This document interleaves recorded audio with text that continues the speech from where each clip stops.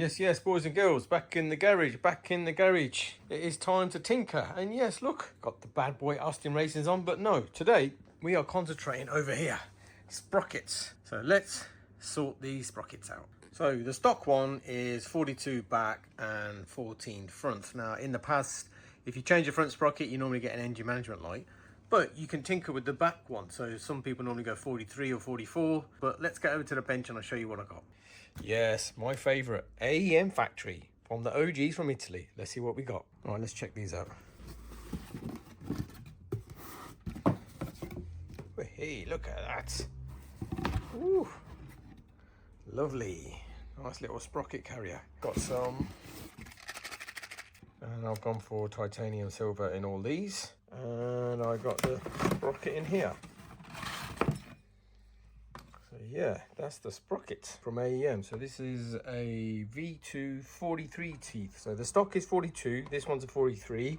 They don't go up to a 44, so I would have preferred that, because that would have been -1, 14 on the front. So this is the only one they do, which is a 43. So it should be a slightly better, snappier throttle. So I have actually also got a brand new chain as well. I've got a black one. I just prefer the look of these over the OEM chains, but I probably haven't got the skills to fit this, so I'll probably have to go to the mechanic to get them to fit that, but I can do this.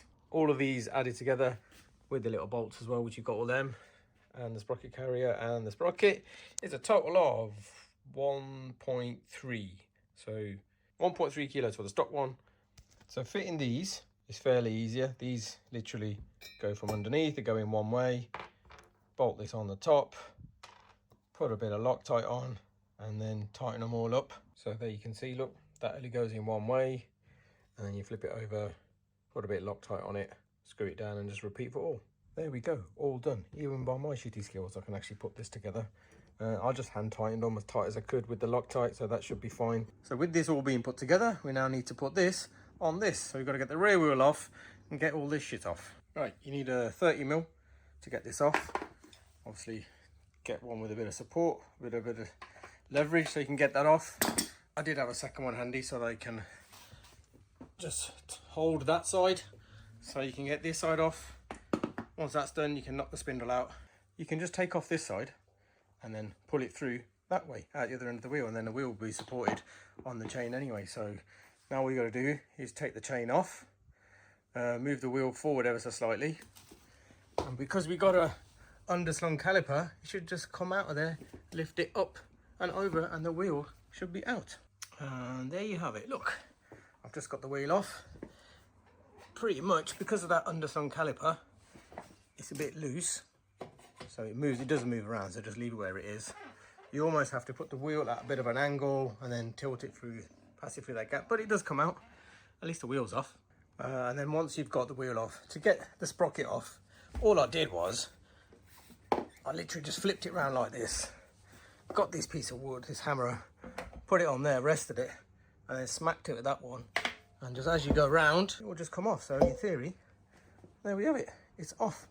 So let's check this compared to that one. Right, side by side, this way up. Right, well, you got to get this spacer out, so all I did was just got a flat blade, went underneath, and just ever so slightly went all the way around, levered it, and look, there you go. So then that can go on there, and then you need to get the one out on the other side, the back one, and probably do something similar. Just attack it from this side and pop it through. And there we have it. Just gentle taps, guys. Gentle taps from there, and it'll pop out. This one does seem to have a little bit of crap on it. I don't know whether that's rust or just some grease, but I'll clean that up, and then we can transfer that to there, and then weigh it.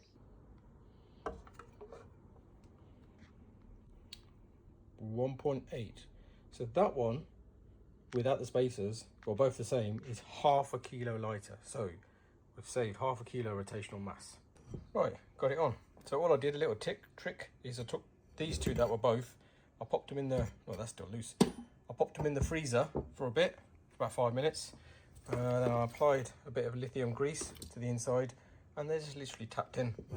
And then you just pop them in, and job done. And there we have it, popped on. So simple. Put it on, you can look, see, it's all nice and flush.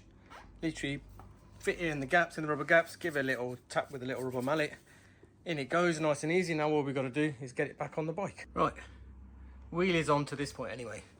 It's not bolted up or anything because I've got to make some adjustments. But to get it back on, what I found the easiest thing was to take this completely off, leave it hanging, push the wheel in, okay, and then put this back on, put this back there, and then almost push the wheel up and get this into this gap there. This you don't have to worry about so much to start with, but just get this side in. Then you can put the spindle in at least a little bit, and then this side what you need to do is push the wheel all the way forward, get the chain on, then you can pop the spindle all the way through. You won't be able to get this on because this needs adjusting because I've got a less tooth now, so it's 43. So you just need to adjust it all and make sure that's all right, and then we can bolt it all up. Okay, so with everything loosely on, back together, we need to check the chain. So I've got myself a little note to check from this point. So I've got like a measurement, so it's there or thereabouts. It's a bit hard to tell from this angle, but yeah, that's it. And there we have it, ladies and gentlemen. Sprocket on. Final step we need to do is I need to get the chain on because I don't like that stock chain, and for that I can't do this at home, so it's over to projects. So let's get over to Kev. There we go. Projects, Kev's garage, and we're just going to do some work, get this all set up and done.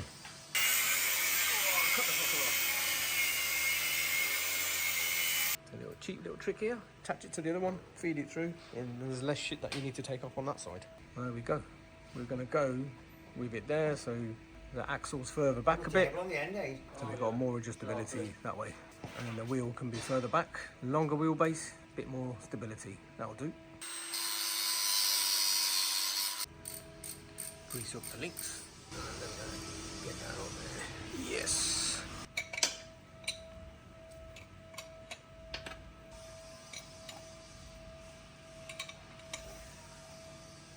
Look at that. Little measuring. Perfect. Perfect, that will do. Right, yeah, back in the garage now. Thanks to Kev Projects for sorting that out. Bike looks absolutely better, much better.